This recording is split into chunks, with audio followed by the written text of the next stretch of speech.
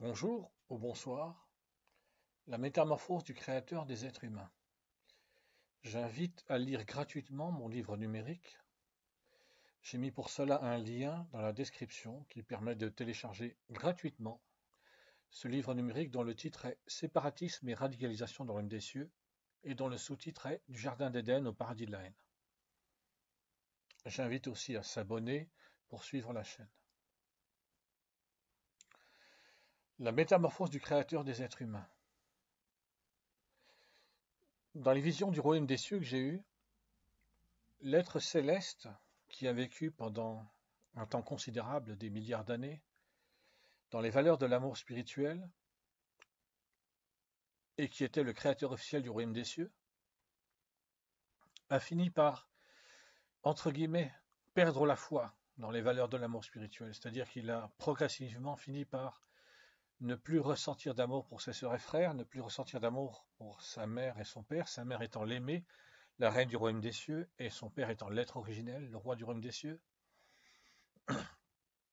Et cet être céleste qui a été pendant très longtemps le créateur officiel du royaume des cieux a aussi fini par n'avoir plus aucun intérêt pour les valeurs de l'amour spirituel. Il est devenu malheureux, il a fini par s'isoler et il a fini par avoir envie de se suicider. Et une fois qu'il en est arrivé, après s'être isolé au point à penser à se suicider, il s'est rendu compte qu'il n'avait que deux solutions. Soit il se suicidait directement, purement et simplement, soit il cherchait une solution en dehors des valeurs de l'amour spirituel. Cet être céleste, au moment où il a été créé par ses parents, sa mère l'aimait, qui au départ, avant que le royaume des cieux soit créé, était la mère d'une famille, la famille Amour, la première famille qui existait, et son père, l'être originel, qui, avant d'être le roi du royaume des cieux, était le premier père qui existait au sein de la première famille, la famille Amour. Donc lorsque ses parents ont créé celui qui deviendra concepteur le créateur, ils lui ont donné le nom de Zark le questionneur, et ils l'ont créé avec des facultés intellectuelles extraordinaires, exceptionnelles, qui feraient de lui un véritable génie d'abord au sein de la famille Amour, ensuite au sein de tous les êtres vivants, intelligents et spirituels qui seraient créés sur la planète mère. Alors, le système solaire, le royaume des cieux, c'est un système solaire d'une vingtaine de planètes. Et la planète mère, c'est le nom qui a été donné à la toute première planète sur laquelle il y a eu des êtres vivants, intelligents et spirituels.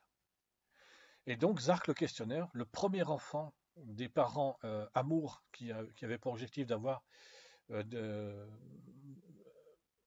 12 enfants, afin de fonder la première famille, la famille Amour, lorsque l'aimé qui est la mère et l'être originel qui est le père de cette famille ont décidé de donner la vie à leur premier enfant, Zark le questionneur, ils l'ont créé de telle manière que par la suite il deviendrait le créateur officiel du royaume des cieux.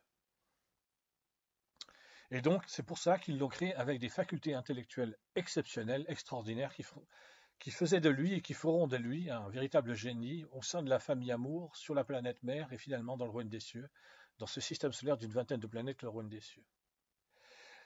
Donc quand j'ai commencé mes explications, j'ai dit que pendant très longtemps, probablement des milliards d'années, Zark le questionneur, puis concepteur le créateur, quand il est devenu le créateur officiel du royaume des cieux, a été heureux de vivre dans les valeurs de l'amour spirituel.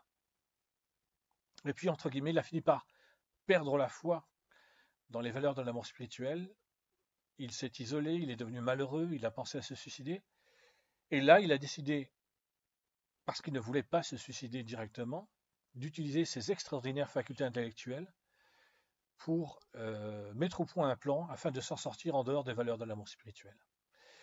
Il s'est créé un nouveau corps dans lequel il a transféré sa personnalité. Il s'est choisi un nouveau nom, Cœur de haine, et grâce à ce nouveau corps qui lui a permis de vivre avec d'autres valeurs que les valeurs de l'amour spirituel. Alors il s'est choisi des valeurs différentes, mais comme il avait un plan qui était de prendre le pouvoir dans le royaume des cieux, il ne s'est pas contenté de choisir simplement des valeurs différentes, mais sans aller jusqu'à la haine. Il a carrément choisi des valeurs radicalement opposées aux valeurs de sa mère et de son père, les valeurs de l'amour spirituel. et il a qualifié ces valeurs de haine spirituelle.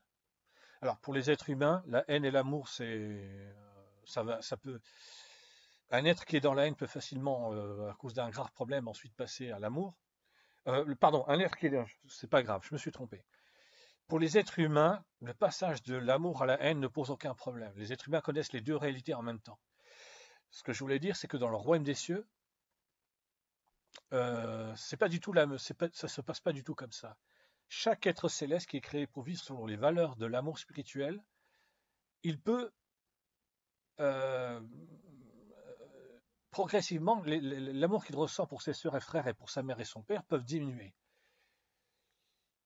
Mais il ne peut pas ressentir de la haine. Son corps d'être céleste qui a été créé pour vivre selon les valeurs de l'amour spirituel l'en empêche. Il ne peut pas directement passer de l'amour à la haine.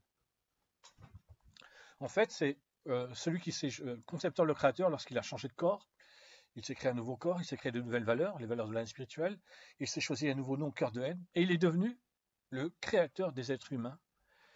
Parce que pour arriver à prendre le pouvoir dans le royaume des cieux, il avait besoin d'une arme, ou de plusieurs armes en fait, de plusieurs armes, d'un plan déjà, d'une stratégie, et de plusieurs armes.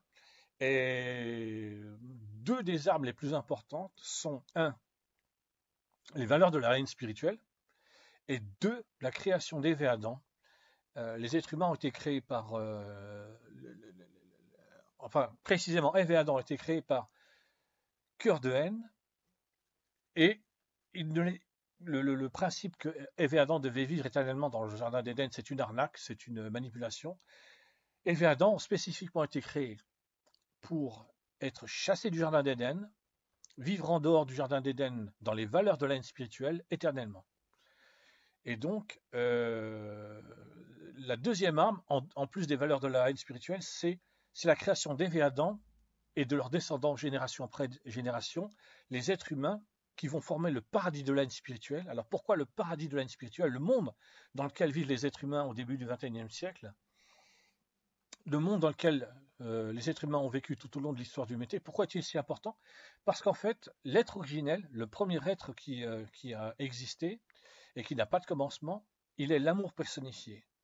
Tout ce qu'il fait, tout ce qu'il pense, tout ce qu'il vit, tout ce qu'il est, vient de l'amour et n'existe qu'à travers l'amour. Et donc, le paradis de la haine spirituelle, le paradis des êtres humains remplis d'injustice, de souffrance, d'horreur, des valeurs de la haine spirituelle telles que le mensonge, la manipulation, la lâcheté, la traîtrise, l'hypocrisie, le mépris, l'indifférence, les viols, les meurtres, les massacres, les exterminations. Le monde des êtres humains qui forme le paradis de la haine spirituelle est une véritable arme, une épée qui va transpercer le cœur de l'être originel qui est l'amour personnifié et va le plonger, en transperçant le cœur de l'être originel, va très grièvement le blesser, l'amener alors, j'allais dire à plonger dans le coma ou être gravement malade. Mais enfin, quand quelqu'un est grièvement blessé, ça va l'amener à ne plus pouvoir faire tout ce qu'il faisait auparavant. Voilà, c'est là où je voulais en venir. En étant grièvement blessé à cause de cette épée qui est le paradis de la haine spirituelle, le monde des êtres humains, l'être originel est grièvement blessé, donc il ne peut plus faire tout ce qu'il faisait, et donc il devient suffisamment vulnérable pour que Cœur de haine puisse prendre le pouvoir dans l'homme des cieux. Alors j'ai choisi comme référence le film La Mouche.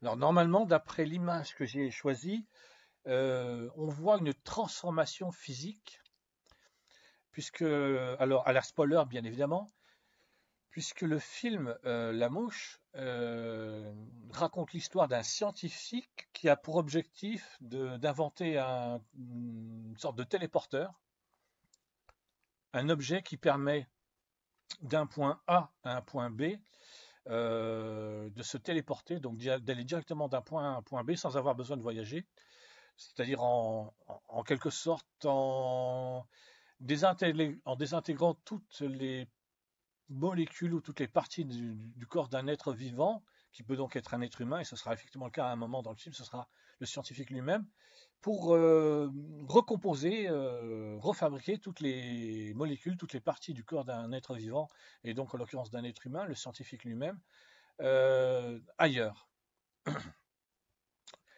Et donc le film La Mouche montre montre que au moment où le scientifique qui va utiliser sur lui-même cette invention, cette technologie, cet appareil qu'il a fabriqué, un téléporteur, je crois qu'il l'appelle télépode, hein, il va se produire un problème qui va justifier le titre du film, La Mouche, c'est que au moment de la transformation, c'est-à-dire au moment de la téléportation, au moment où tout le corps du scientifique va être décomposé, désintégré pour être dans un premier télépode, pour être recomposé, réintégré dans un deuxième télépode, il y a une mouche à l'intérieur du télépode dans lequel se trouve le scientifique. Et l'ordinateur, en fait, c'est un ordinateur qui gère tout, qui fait tout. Et le scientifique, lui, il va programmer l'ordinateur pour lui permettre de faire ce qu'il veut qu'il fasse. Mais en fait, c'est l'ordinateur qui gère tout. Et donc, l'ordinateur, lorsqu'il réalise qu'il y a une mouche dans le télépode en même temps que le scientifique, puisque son travail, c'est de faire la téléportation, il va intégrer cette mouche et toutes les informations liées à cette mouche pour désintégrer le corps du scientifique et le corps de la mouche et réintégrer le corps du scientifique et le corps de la mouche. Sauf que pour l'ordinateur, il y aura pas de l'ordinateur ne va pas faire de distinction entre les deux corps, le corps du scientifique et le corps de la mouche, et donc il va intégrer toutes les informations de la mouche avec les informations du corps du scientifique, ce qui aura pour conséquence, lorsque le scientifique sortira, que son corps va se transformer. Alors dans un premier temps, la transformation est plutôt positive, puisque le scientifique est physiquement plus fort, plus souple, plus résistant, et apparemment plus compétent sexuellement aussi, d'après une certaine scène du film, ou certaines scènes du film. Et donc dans un premier temps, c'est très positif, les changements sont positifs, mais progressivement, les changements s'avèrent être négatifs au point que on comprend que le corps du scientifique est en train de se transformer. C'est une véritable métamorphose. Alors, d'après ce que je sais, d'un point de vue biologique, une métamorphose, c'est une totale transformation. Par exemple, une chenille, à un moment donné de sa vie, elle va former un cocon. Je crois que ce cocon s'appelle une chrysalide, et à l'intérieur de cette chrysalide, elle va complètement se transformer. Et lorsque la chenille va sortir de cette chrysalide, eh bien, ce ne sera plus du tout une chenille, ce sera un papillon. Donc, je pense que c'est c'est ce qui s'appelle d'un point de vue scientifique et biologique une métamorphose. C'est une transformation totale biologique. C'est une transformation biologique totale. Et donc, quand on suit le film, on se rend compte que c'est ce qui est en train de se produire. Le corps du scientifique est totalement en train de changer. Et en fait, il n'y a pas que le corps du scientifique qui change complètement. Son état mental est aussi complètement en train de changer. Il devient beaucoup plus agressif, enfin plus agressif dans un premier temps, puis après beaucoup plus agressif, plus violent. Et donc, lorsque le film se termine, d'après ce que je crois comprendre, il y a une étape où physiquement il ressemble à une mouche, je crois, si je dis pas de bêtises, jusqu'à ce que finalement son corps n'étant pas fait, c'est-à-dire que lorsqu'une chenille se transforme en papillon, le corps de la chenille, dans la chrysalide, fait tout ce qu'il faut pour que ça se passe bien après, quand le papillon sort de la chrysalide, et donc le papillon est parfaitement capable de vivre dans l'état de papillon. Donc la chenille qui se transforme en papillon est parfaitement capable de vivre en papillon. Ce n'est pas du tout le cas du scientifique qui se transforme progressivement en mouche. C'est-à-dire il garde son corps à la taille humaine, mais son corps à la taille humaine va complètement se transformer pour devenir un corps qui ressemble à celui d'une mouche, ou en tout cas qui a une apparence d'une mouche à la taille d'un être humain. Alors, je me souviens plus précisément de la fin du film, parce que je crois que la fin du film, c'est totalement de l'horreur, et j'ai beaucoup de mal avec tout ce qui est les scènes d'horreur. Alors, il y a deux possibilités. Soit le corps du scientifique est en train de mourir. Alors, c'est pas dans les deux cas, le corps du scientifique est en train de mourir. C'est-à-dire que le corps du scientifique n'étant pas fait pour qu'il se transforme en mouche, même de la taille d'un être humain, il est en train de mourir.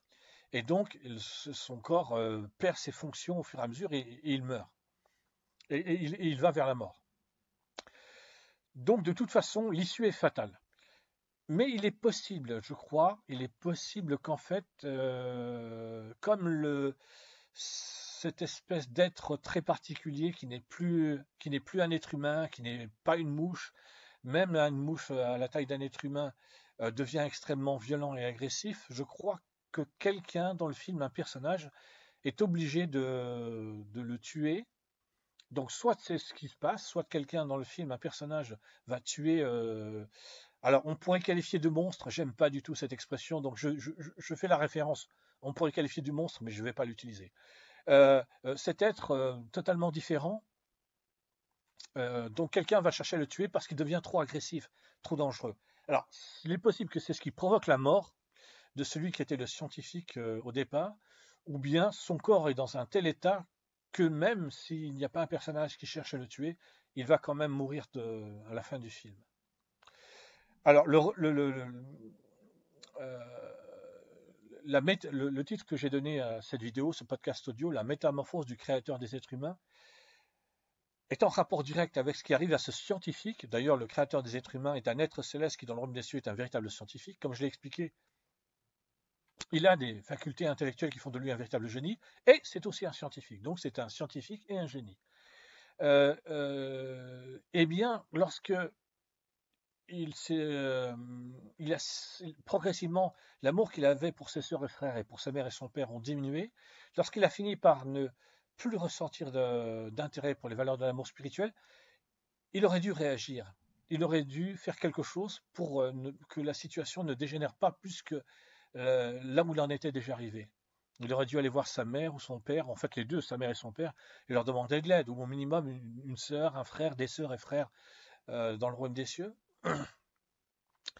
Il ne l'a jamais fait, jamais. Il n'a jamais cherché à trouver de l'aide. Et donc, exactement comme dans le film Le Scientifique, une fois que son corps commence à se transformer, il n'y a aucun moyen d'empêcher la métamorphose, elle va jusqu'au bout.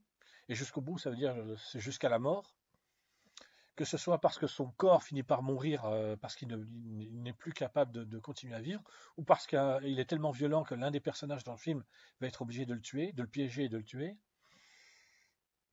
Eh bien, le créateur des êtres humains est un être céleste qui, exactement de la même façon, intérieurement, il s'est métamorphosé, c'est-à-dire qu'il s'est transformé à un tel point qu'il lui était devenu totalement impossible de retourner, de retourner en arrière, c'est ce que j'allais dire, mais en fait surtout d'arrêter le processus dans lequel il s'était engagé à partir du moment où il s'est rendu compte qu'il ressentait moins d'amour pour ses sœurs et frères, moins d'amour pour sa mère et son père, qu'il avait moins d'intérêt et progressivement beaucoup moins d'intérêt, même plus du tout d'intérêt pour les valeurs de l'amour spirituel. En fait, il s'est engagé dans un processus qui ne s'est jamais arrêté jusqu'à ce qu'il décide soit de se suicider directement, ce qu'il n'a pas fait, soit d'essayer de s'en sortir sans les valeurs de l'amour spirituel, ce qui, d'un point de vue spirituel, représente un véritable suicide. Tout ce qu'il a fait l'a conduit à un véritable suicide spirituel, à une véritable mort spirituelle. C'est assez paradoxal et cruellement ironique que le créateur des êtres humains est un être céleste qui est spirituellement mort. C'est extraordinairement cruel. Au même titre que dans le film, le scientifique qui cherchait à faire avancer la science, à apporter du mieux pour l'humanité, finalement,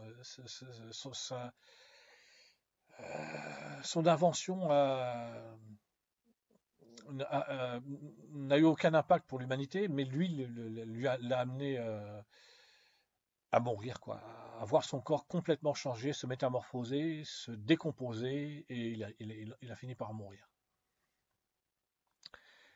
Je m'arrêterai donc là. Merci, au revoir.